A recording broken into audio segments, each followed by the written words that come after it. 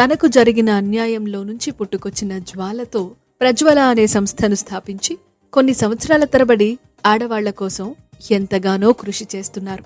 ఎంతో మంది బాలికలకి, ఆడవాళ్లకి కొత్త జీవితాన్ని అందిస్తున్నారు.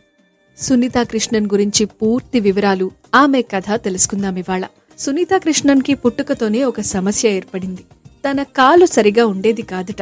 పుట్టిన కొన్ని రోజుల్లోనే వాళ్ల గ్రాండ్ మదర్ ఆ విషయాన్ని గుర్తించారు. తెలిసి తెలియని వయసు నుంచే ఆమె సమాజ సేవ చేసేవారని చెప్పాలి. 8 సంవత్సరాల వయసులో చుట్టుపక్కల ఉన్న మానసిక వైకల్యం ఉన్న పిల్లలకు డాన్స్ నేర్పిస్తూ ఉండేవారట. వాళ్ల మానసిక వైకల్యం చూసి ఏదో బాధ, వాళ్ళని హ్యాపీగా ఉంచడం కోసం తనకు వచ్చిన డాన్స్నే వాళ్లకి నేర్పిస్తూ వాళ్ల ముఖంలో నవ్వు చూస్తూ ఉండేవారు. అంతేకాదు, పాఠశాలలో తాను చదువుకున్న చదువునే మిగతా పిల్లలకి పలక మీద రాసి నేర్పిస్తూ ఉండేవారట. ఇక 10-12 వయసు వచ్చేసరికి చుట్టుపక్కల స్లమ్ ఏరియాస్ తిరిగి అక్కడ పిల్లలకు అక్షరాలు నేర్పిస్తూ ఉండేవారట. సమాజంలో ఆడవాళ్ల పట్ల ఉండే వివక్ష, ఇంకా చిన్న చిన్న విషయాల్లో వాళ్ళు ఎదుర్కొంటున్న ఇబ్బందులు, ఇలాంటి వాటన్నిటి మీద ఆలోచిస్తూ ఉండేవారు.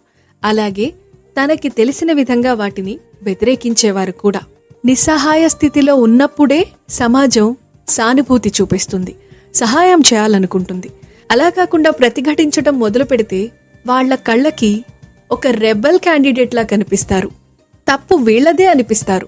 అచ్చంగా ఎటువంటి సిచ్యుయేషన్స్ ని ఎదుర్కొన్నారట సునీతా కృష్ణన్. తను ఏమాత్రం భయపడకుండా, బాధని వ్యక్తం చేయకుండా, నేనేం తప్పు చేయలేదు, తప్పు చేసిన వాళ్లని శిక్షించండి, వాళ్లని మాటలు అనండి అని గట్టిగా చెప్పేవారట సునీత.